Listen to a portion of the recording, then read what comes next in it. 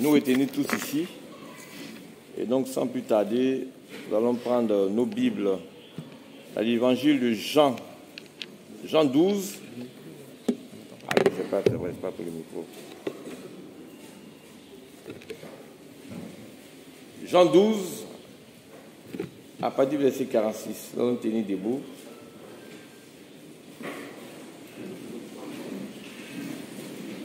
Jean 12, à partir du verset 46.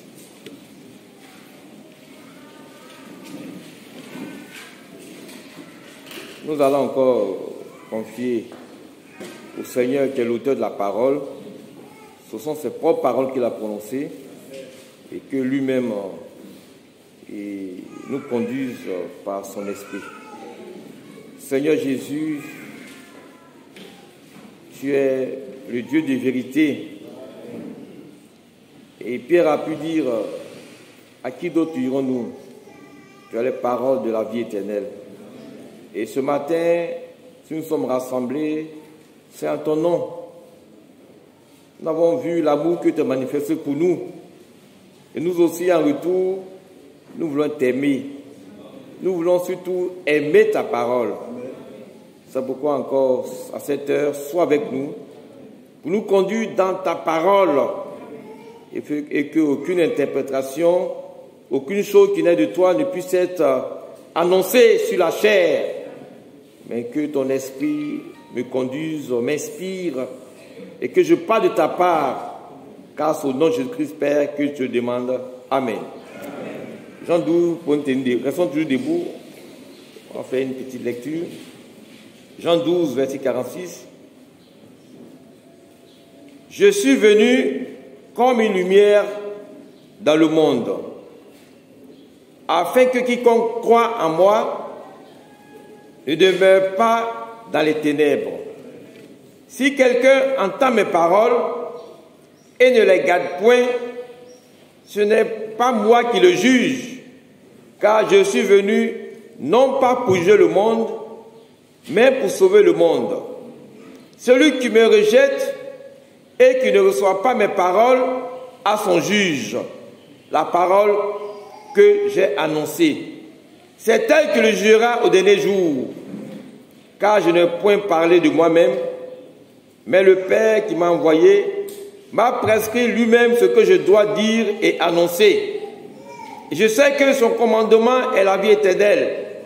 C'est pourquoi les choses que je vous dis, je les dis comme le Père me l'a dites.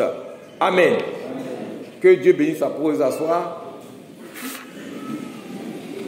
Que également je puisse dire les choses comme le Seigneur l'a également dites. Vous voyez, c'est merveilleux quand tout s'aligne, quand tout est en harmonie. Le Seigneur nous va faire voir quelque chose de très important ici ce matin. Cela concerne la parole de Dieu. Nous savons que Christ est la parole de Dieu, la parole faite chair.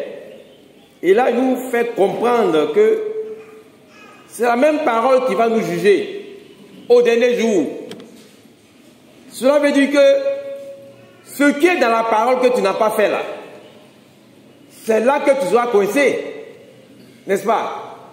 Ce qui est dans la parole que tu n'as pas voulu faire, c'est la chose là qui va être devant toi le jour du jugement. Ce n'est pas autre chose. Ce n'est pas quelqu'un qui t'a fait du mal ou quelqu'un qui a fait telle chose. Non, c'est la parole que tu sais, que tu connais, que tu as refusé de suivre là. C'est cette même parole qui se tiendra devant toi le jour du jugement pour te demander des comptes. Tu ne diras pas, Seigneur, regarde comment j'ai été maltraité. Le Seigneur te dira, mais voici ce que dit la parole. Et donc, ce sont des paroles fortes que nous devons comprendre. Pour ne pas que nous pensons que nous pouvons faire ce que nous voulons.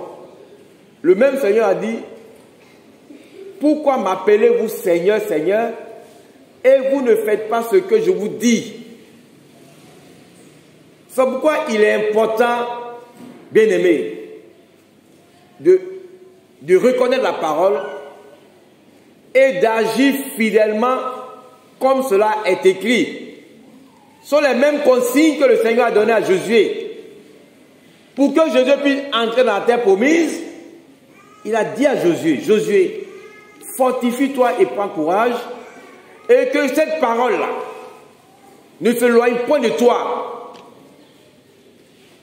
Il faut que la parole soit dans nos cœurs, dans notre pensée, dans notre esprit, pour que tous nos agissements soient conformes à la parole. Le psaume 119 est écrit, comment le jeune homme rendra son sentier pur. C'est en gardant ta parole dans son cœur pour ne pas pécher contre le Seigneur. Mais si beaucoup de nous négligeons la parole, même pour la méditer, on ne le fait pas. Comment connaître la volonté de Dieu? Comment savoir ce que Dieu attend de nous? Et le Seigneur nous dit que lui, il n'est pas venu pour nous juger. Il est venu pour nous sauver. Mais ce qui va nous juger, c'est la parole que nous avons reçue. Le Seigneur m'a dit, à celui qui a beaucoup reçu, on fera quoi? On lui demandera beaucoup. On aime bien connaître le message, c'est la révélation, c'est les enseignements. Voyez? Mais ça ne sert à rien de connaître le message. Ça ne sert à rien de dire Seigneur, Seigneur, si nous ne faisons pas ce que le Seigneur nous dit de faire. Et le frère Franck disait, sur la même prédication, souvent il y a toute une confusion dans la parole de Dieu, dans la compréhension de la parole de Dieu. Cette confusion, c'est l'ennemi qui le crée. Parce qu'au commencement, déjà, quand Dieu a créé l'homme à son image, Dieu a donné la domination, l'autorité, le bonheur. Mais, comme nous avons entendu ce matin, nous avons un ennemi. Et l'ennemi de nos âmes, il va toujours essayer de nous faire interpréter la parole pour que nous raisonnons et que nous quittons carrément la voie de la parole ou que nous créons toutes sortes de confusions, d'interprétations concernant ce que Dieu veut faire. Le frère Franck a écrit une brochure là-dessus, je vais lire quelques parties. Cette brochure, au commencement était la parole et non l'interprétation. Je lis quelques passages.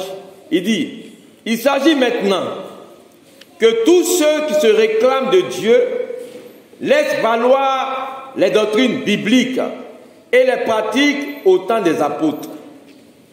En effet, ces derniers, nous les ont laissés comme modèles. Après sa résurrection, le Seigneur enseigna ses disciples pendant les 40 jours précédant son ascension. C'est seulement après cela qu'à ses disciples, à ses apôtres plutôt élus, auxquels il avait rendu témoignage d'être vivant, il commanda de faire de toutes les nations des disciples et de leur enseigner à garder toutes les choses qu'il leur avait commandées. Cela arriva et s'accomplit encore au travers de tous les véritables serviteurs de Dieu. Depuis la première prédication de Pierre le jour de la Pentecôte et les véritables serviteurs de Dieu, je suis en train de mélanger. Depuis la première prédication de Pierre le jour de la Pentecôte, et cela sera encore dans la dernière prédication la même doctrine et la même pratique. C'est ainsi que s'accomplit la parole du prophète Isaïe. Et tous tes fils seront enseignés de l'Éternel, et la paix de tes fils sera grande.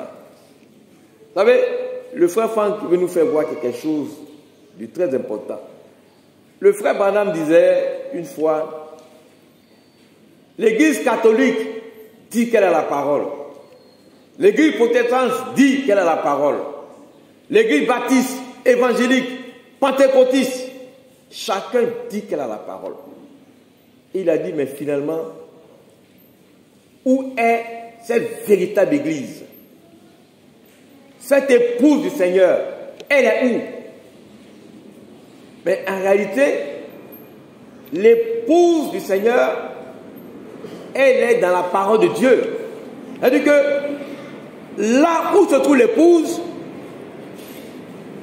elle est en connexion avec la parole. Parce que la nature de l'époux, qui est la parole manifestée, l'époux de Jésus-Christ, ce n'est pas celle qui va se réclamer d'une dénomination, parce que le message commence à devenir une dénomination, mais c'est celle qui va se réclamer de la parole de Dieu. C'est ça, c'est elle qui se réclame de la parole de Dieu. Ce n'est pas celle qui va se réclamer d'un mouvement, mais celle qui se réclame de la véritable parole de Dieu. Et le frère Franck nous fait voir quelque chose de très important ici, et c'est sur ça que je vais mettre l'accent, et je ne vais pas tout vous retenir.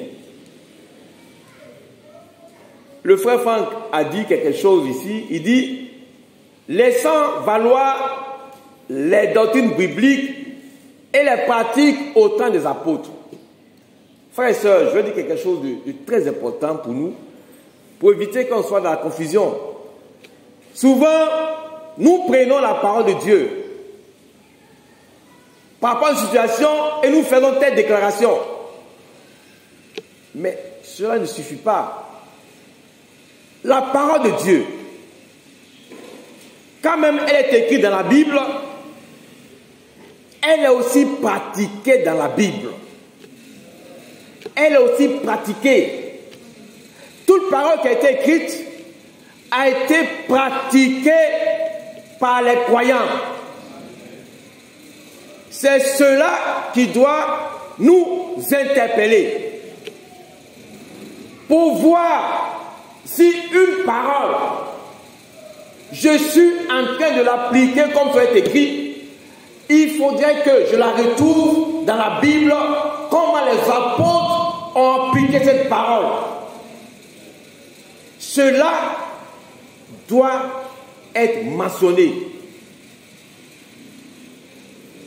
J'ai dit la dernière fois, et le frère Franck Kappa dans sa lettre circulaire, dans sa brochure plutôt,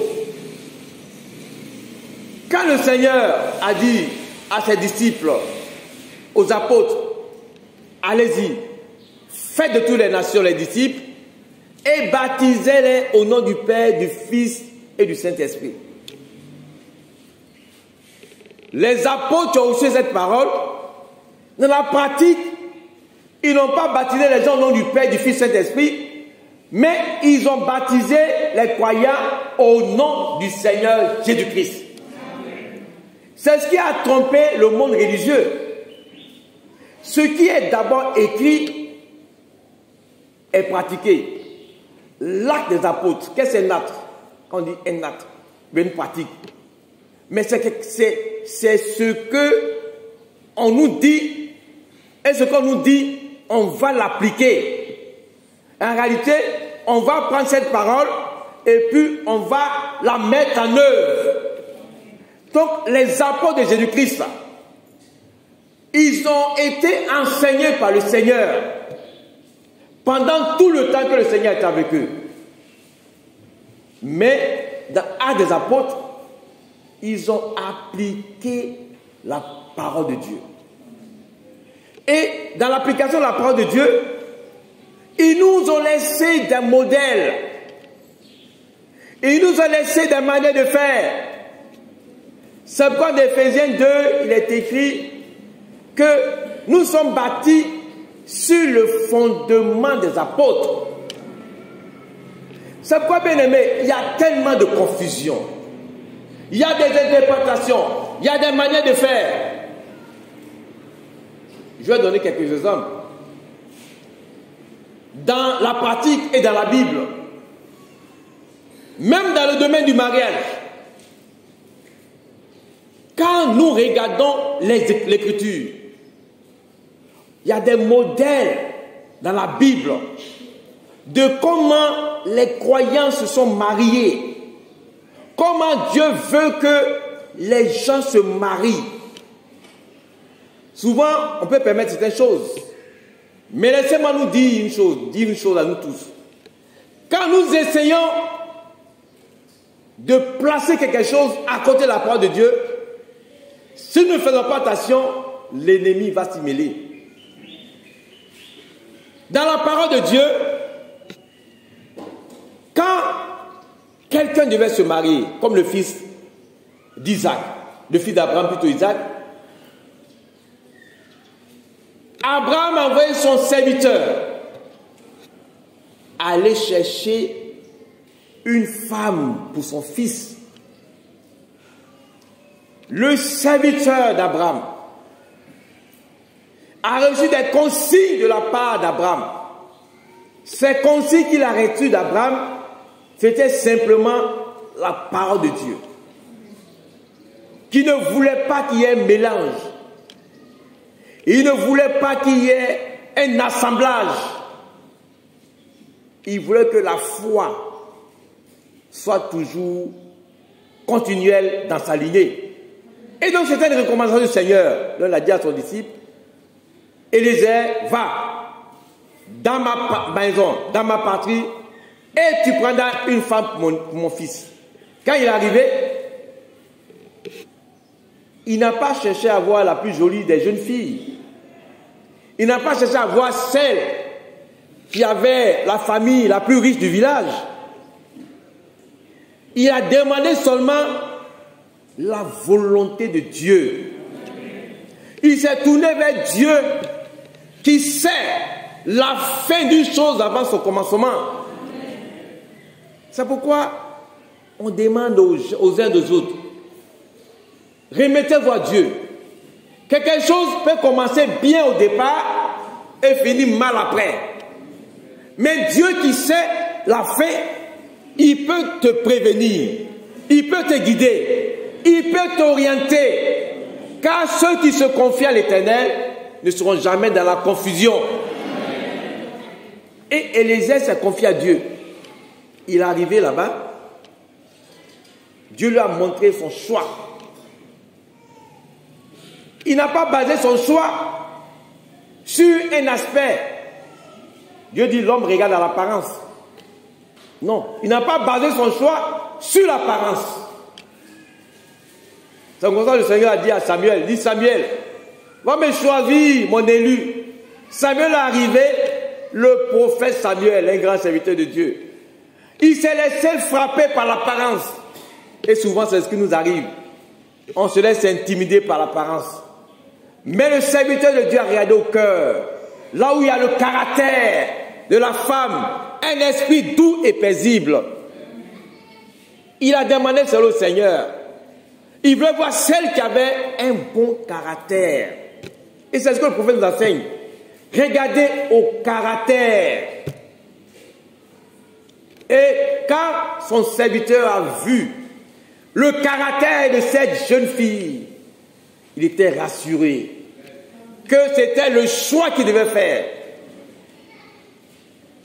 Quand le Seigneur regarde son épouse, il regarde le caractère, celle qui a son esprit, celle qui a sa vertu, celle qui est remplie de sa parole. Et l'époux de Christ, ce n'est pas également celle qui peut sembler être là, en apparence, en train de faire des choses dans l'église, mais celle qui a un cœur qui craint Dieu, qui se soumet à Dieu, qui vit pour Dieu, qui aime Dieu, qui se sacrifie pour Dieu. Quand le Seigneur promène son regard, il dit, voici mon épouse ici. Il sait comment les choisir, il sait comment les reconnaître, parce qu'on ne peut pas le tromper. Et donc, Abraham, son serviteur, a choisi. Et quand il est arrivé, Quand il a vu le choix, il n'est pas allé voir la jeune fille. Il est allé voir les parents de la jeune fille. Il est allé voir les parents de la jeune fille. Souvent, au milieu de nous, on promet que des jeunes frères aillent aborder des jeunes sœurs pour leur déclarer leur flamme d'amour. Frère, ça ressemble au monde. Ça ressemble au monde. Personne ne peut fouiller dans la Bible pour me montrer cet exemple-là. Ça n'existe pas. Quand même Jacob voulait se marier, il était dans la maison de Laban. Il a vu Rachel qu'il aimait. Il n'a jamais dit à Rachel, Rachel, je te veux pour femme. Il est resté là. Il allait voir le père de Rachel, Laban.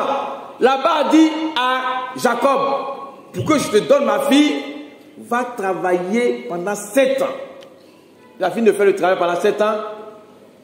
Eux de lui donner Rachel, qu'il aimait, il a donné Léa, pour dire, chez nous là, on marie d'abord. La grande sœur n'est pas mariée, la petite ne peut pas se marier. Mais Jacob ne s'est pas plaint. Rachel même qui était là ne savait même pas ce qui se tramait dans son dos. Et il était au courant de rien. Mais de nos jours, on révèle l'amour ici. On révèle l'amour là. Et on essaie de substituer quelque chose au modèle biblique. Quel que soit ce qu'un homme va nous conseiller, le frère Branham dit, moi je crois tout ce qui est dans la Bible. Tout ce qui se fait dans la Bible, moi je crois. Tout ce qui ne se fait pas dans la Bible, il dit, moi je le rejette. C'est comme ça nous aussi. Tout ce qu'on nous présente en parole, on doit nous présenter comment cela a été pratiqué. Parce que souvent nous sortons des versets, nous disons des choses sans les ramener sur le fondement de la parole. Pour voir, est-ce qu'au temps des apôtres, une fois je le disais à des catholiques, n'est-ce pas, qui étaient fiers d'être derrière une statue, là, joyeux, avec tous les apparats, pensant qu'ils servent Dieu. La seule question, avez-vous vu une fois les apôtres faire ça? Parce que quelqu'un qui va venir annoncer notre évangile, c'est ce qui trompe les gens. On va sortir des noms. Vous savez, c'est comme ça dans la Bible. Mais c'est la mère de Jésus. Mais ainsi de suite. Frère, quelqu'un peut venir avec un semblant de sagesse. Paul le dit à Timothée, on va le lire. Il peut essayer, n'est-ce pas, de présenter la chose d'une certaine manière. Mais qu'il nous montre la chose dans la Bible. Est-ce qu'ils l'ont fait comme ça dans la Bible? S'ils n'arrivent pas à nous montrer que les gens l'ont fait comme ça dans la Bible, rejetons cela. Rejetons cela. Ce qui se dit se pratique également dans la Bible. Et donc, frères et sœurs, si nous sommes dans une situation avec quelqu'un, nous sommes dans une position quelconque, ne raisonnons pas pour dire je fais ainsi, je fais ainsi. Ce que tu fais, si tu n'as jamais vu quelqu'un faire ça dans la Bible, il faut rester tranquille. Cela n'est pas de Dieu. C'est vrai que ça fait mal. C'est vrai que souvent, on a envie de prendre à bras le corps le problème pour le déposer. Mais ce que nous voulons faire, frère, si nous sondons les Écritures, et si je vois que, mais dans telle situation, voici ce que ce croyant a fait, voici ce que cet enfant de Dieu a fait, je m'aligne derrière ce qui a été fait dans la parole. Sinon, bien aimés, nous allons nous laisser tromper, séduire par les rues de l'ennemi. Je prends le passage de 1 Timothée 1, dans le livre, 1 Timothée 1. Je vais aller très très vite. 1 Timothée 1, c'est l'apôtre Paul qui donne des recommandations à Timothée. Paul, l'apôtre de Jésus-Christ, par ordre de Dieu notre Sauveur et de Jésus-Christ notre espérance.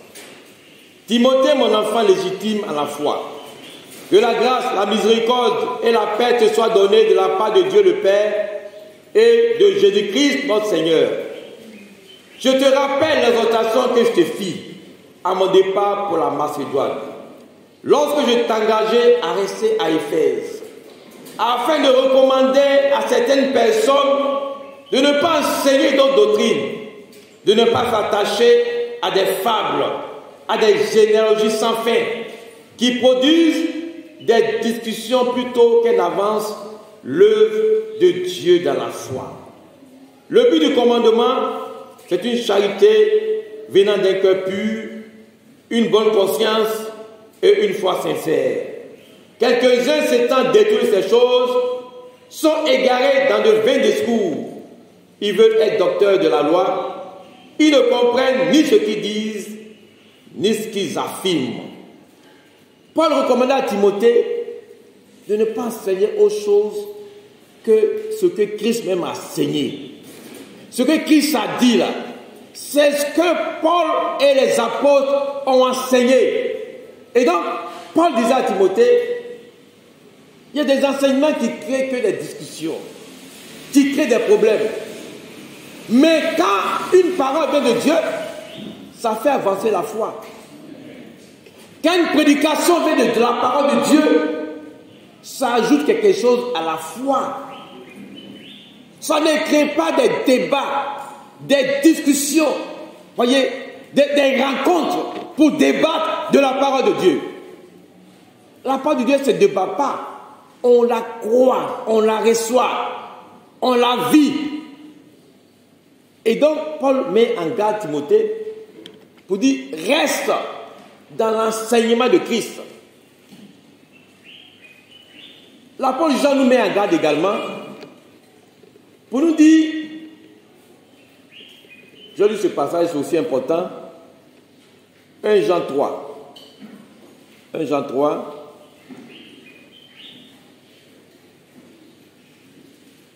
Jean 3, versets 18 à 19.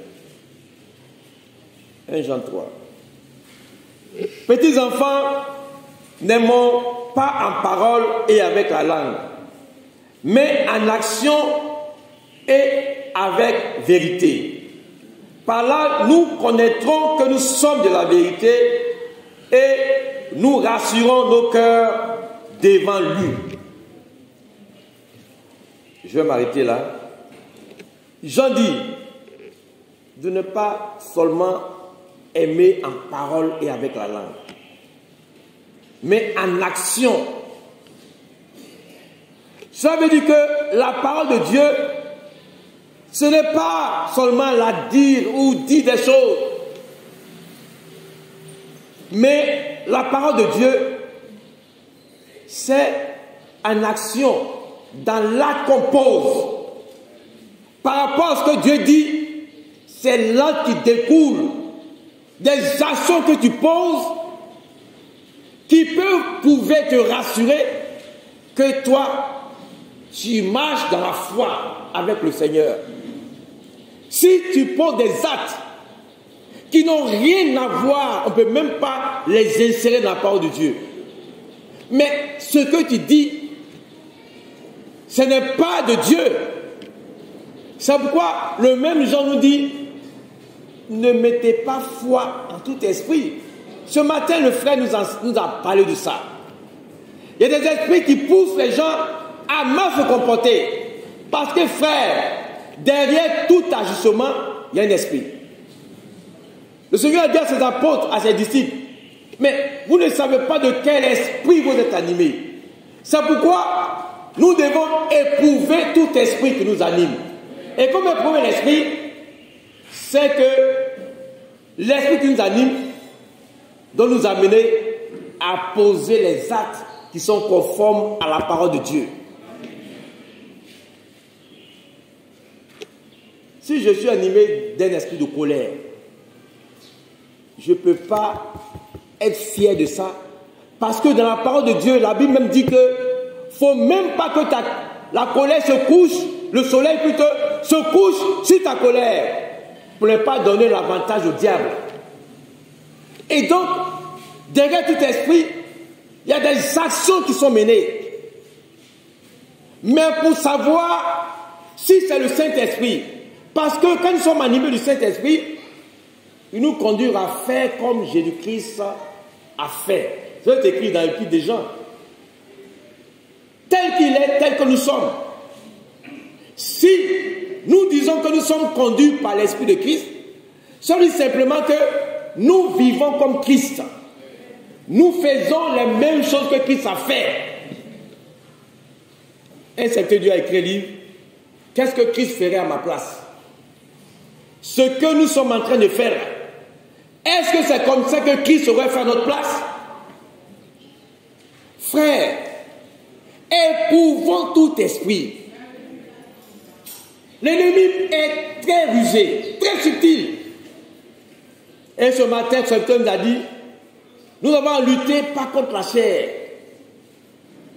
mais contre ces esprits-là, qui nous poussent à avoir des mauvais comportements, des mauvaises attitudes. Et que nous puissions penser que ce que nous sommes en train de faire tous les jours là, c'est dans la volonté de Dieu. Détrompons-nous. Éprouvons l'esprit pour voir. Mais ce que je suis en train de poser comme acte, je ne peux même pas retrouver ça dans la Bible. Aucun disciple n'a réagi comme ça. Aucun chrétien n'a fait comme ça. Aucune écriture ne peut venir soutenir ce que je suis en train de faire. Parce que souvent, nous sommes attachés à notre propre raisonnement. Nous sommes attachés à notre propre moi. Et l'esprit qui nous anime n'est pas véritablement le Saint-Esprit. Et donc, bien aimés, nous devons faire attention. Parce que l'Esprit de Dieu va produire en nous les choses de l'Esprit, les fruits de l'Esprit. Quand le Saint-Esprit va produire en nous l'amour, cet amour qui est à nous va nous permettre de tout supporter. De ne pas nous mettre en colère, de ne pas nous irriter, de ne pas nous emporter, de ne pas avoir de ressentiment, de ne pas prendre de position. Mais si c'est l'Esprit de Dieu, quel que soit ce qu'on nous a fait, Dieu va nous dire de pardonner et d'oublier. Mais souvent on pardonne et puis on retient. Frère, faisons très attention. Parce que la Bible dit que Satan, je le lis pour que nous comprenions quelque chose. Le livre de Corinthiens, 2 Corinthiens 11, 2 Corinthiens 11,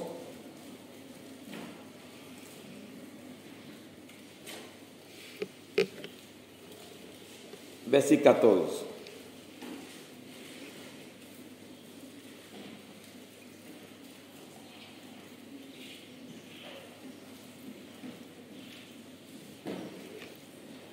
Je commence au verset 12. Il dit, mais j'agis, et j'agirai de la sorte, pour ôter ce prétexte à ceux qui cherchent un prétexte, afin qu'ils soient trouvés tels que nous dans les choses dont ils se glorifient. Ces hommes-là sont des faux apôtres, des ouvriers trompeurs, déguisés à la peau de Christ. Et cela n'est pas étonnant, puisque Satan lui-même se déguise en ange de lumière. Il n'est donc pas étrange que ces ministres aussi se déguisent en ministres de justice. Leur fait sera comme leurs œuvres. Satan se déguise en ange de lumière. Vous savez ce que ça veut dire? La parole de Dieu est la lumière. Donc quand Satan se déguise en ange de lumière, là, et qu'il essaie de s'insérer dans la parole de Dieu, pour essayer de nous faire comprendre, pour nous faire croire, pour nous faire accepter que tel position est la bonne.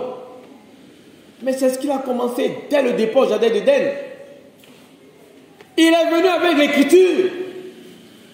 Il est venu avec l'écriture pour que Ève change sa manière de voir. Elle voyait ce fruit-là comme un mauvais fruit. Comme un fruit qu'il ne fallait pas toucher. Comme quelque chose qui devait s'éloigner de ça. Mais quand Satan est venu avec sa parole, elle va commencer à voir le fruit autrement. Frère, les faux raisonnements, les faux esprits peuvent vous faire voir des choses qu'avant on voyait comme pas bien devant Dieu, mais on peut les accepter au fur et à mesure. On peut les mettre dans notre vie et pensant que ce n'est pas mauvais. Mais derrière ça, il y avait l'esprit du diable. Et il s'est déguisé dans de lumière en faisant accepter quelque chose à Ange, à Ève, par la tromperie de la parole. Mais lorsque le Seigneur était dans le désert, Satan n'est pas venu, n'a pas dit au Seigneur, il est écrit. Vous pensez que le diable ne connaît pas la parole? Le diable, il connaît la parole. Il sait la manipuler. Il était un ange devant Dieu, un chérubin. Le diable connaît la parole.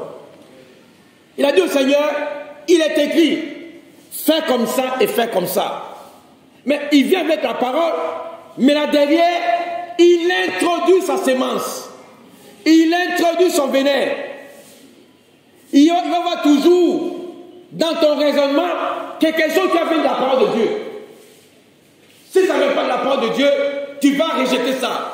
Mais le diable permettra que quelque chose soit semblable à la parole de Dieu pour nous séduire. C'est comme ça il fait. Et il a dit au Seigneur, il est écrit. Le Seigneur a dit, il est également écrit. Alléluia. Il y a toujours une parole pour répondre à une autre parole. Le frère Branham dit, tant que tu n'as pas trouvé le fondement de la parole de Dieu, attends, ne t'y engage pas. Tant que tu n'as pas trouvé le fondement de la parole de Dieu, attends d'abord. Tu veux mener une nation, tu ne vois pas bien, attends d'abord de bien voir. Sinon le diable va te créer tous les 1000 problèmes que tu n'imagines pas. Bien-aimé, ne mettons pas foi en toutes choses. Ne mettons pas foi à tout esprit. Parce que nous devons rester dans la parole de Dieu.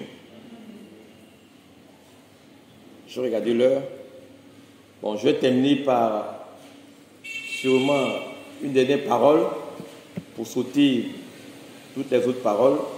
Nous allons prendre, vous savez, dans l'évangile de Matthieu, le Seigneur a dit, je vais le lire, cette parole, et puis nous allons terminer. Matthieu 13, nous la connaissons tous. Cette parabole des Écritures concernant le royaume. Matthieu 13, j'ai promis de ne pas être long, je vais arrêter tout à l'heure.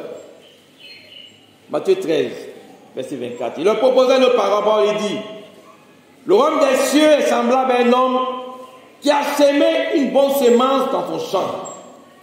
Mais pendant que les gens dormaient, son ennemi vint, séma de l'ivraie parmi le blé, il s'en alla. Lorsque l'herbe eut poussé, donné du fruit, l'ivraie aussi parut aussi. Les serviteurs du maître de la maison vinrent et dit, Seigneur, n'as-tu pas sémé une bonne semence dans ton champ? D'où vient donc qui est le livret? Il répondit, c'est un ennemi qui a fait cela. Et les serviteurs lui dirent, veux-tu que nous allions l'arracher? Non, dit-il, de peur qu'en arrachant l'ivraie, vous ne déraciniez en même temps le blé. Les hommes portent ensemble l'un et l'autre jusqu'à la moisson. Et à l'époque de la moisson, je dirai au moissonneur, arrachez d'abord l'ivraie liez-le en gel pour la brûler, mais amassez le blé dans le grenier. Amen. Le Seigneur a dit, vous voyez, quand il s'appelait des disciples, pour lui dire d'expliquer cette parabole du livret, au verset 37, il répondit, celui qui sème la bonne sémence, c'est le Fils de l'homme. Le champ, c'est le monde. La bonne sémence, ce sont les filles du royaume. L'ivraie, ce sont les fils du malin. L'ennemi qui l'a sémé, c'est le diable. La moisson, c'est la fin du monde. Les moissonneurs, ce sont les anges. Comme on arrache l'ivraie quand on le jette au feu, il en sera de même à la fin du monde. Le Fils de l'homme enverra ses anges qui arracheront de son royaume tous les scandales et tous ceux qui commettent l'iniquité. Ils les jetteront dans la fournaise ardente où il y aura des pleurs et des grincements de dents. Alors les justes resplendiront comme le soleil dans le royaume de leur Père. Que celui qui a des oreilles pour entendre, attende. Amen. Le Seigneur nous met en garde contre celui qui a la mauvaise sémence. L'ennemi, l'ivraie. Par sa mauvaise sémence, il amène les gens à vivre dans l'iniquité. Par son mauvais enseignement, il amène des gens à accepter des choses que Dieu ne veut pas accepter. Des choses qui sont impures devant Dieu, par des mauvais enseignements, il fait accepter cela aux croyants. Mais les filles du royaume, eux, ils n'acceptent que la sémence, la parole de Dieu qui ne vient que de Jésus-Christ. Et c'est ce que nous devons faire. Ce n'est pas une parole de Dieu qui vient d'une église, d'une organisation, mais la parole qui vient de Christ, celle qui donne la véritable foi, et celle vraiment qui nous prépare. Et le Seigneur a dit, l'ennemi va toujours s'aimer la mauvaise sémence, l'ivraie. L'ivraie et la bonne sémence, au départ, on ne peut pas les différencier. Les disciples les séparer, mais n'ont pas pu. Non, ni laisser. Les mêmes semences reçoivent la même pluie. La pluie de la première saison et la pluie de la dernière saison. La pluie de la première saison, elle est venue à la Pentecôte. Parce que la parole qui a été sémée, quand le laboureur va s'aimer, il attend la pluie. Il y a une première pluie. La pluie de la sémence et la dernière pluie. La pluie qui vient avant la boisson, la récolte. La première parole qui a été sémée par le Seigneur dans la vie des apôtres, c'est pourquoi il leur a dit, vous devez recevoir la pluie. Cette pluie, elle va descendre pour faire germer cette parole. Et donc, à la Pentecôte, la première pluie est venue. Et la sémence a été arrosée. La sémence a germé. La sémence a produit. Le premier modèle est sorti. Le Seigneur également promet qu'avant la moisson, il aura une dernière pluie. Une nation du Saint-Esprit, et le frère Franck en parle. Une nation du Saint-Esprit. Quand cette nation du Saint-Esprit va se manifester, ceux qui ont la sémence de Dieu dans leur vie, ils seront visités par Dieu. Il y a une œuvre qui va se faire dans leur vie. C'est pourquoi, dès maintenant, nous devons revenir à Dieu, à sa parole. Parce que quand cette action va se produire, là où il y a la mauvaise sémence, l'ivraie va croître. La mauvaise herbe va croître. Mais là où il y a la bonne sémence, la vie va croître. Oui. Et le Seigneur va nous visiter. Il faudrait que, frères, nous puissions être dans la foi, dans la parole, pas dans l'interprétation. Ne laissez pas l'ennemi nous influencer, comme ce matin ce serviteur l'a dit. L'ennemi exerce l'influence.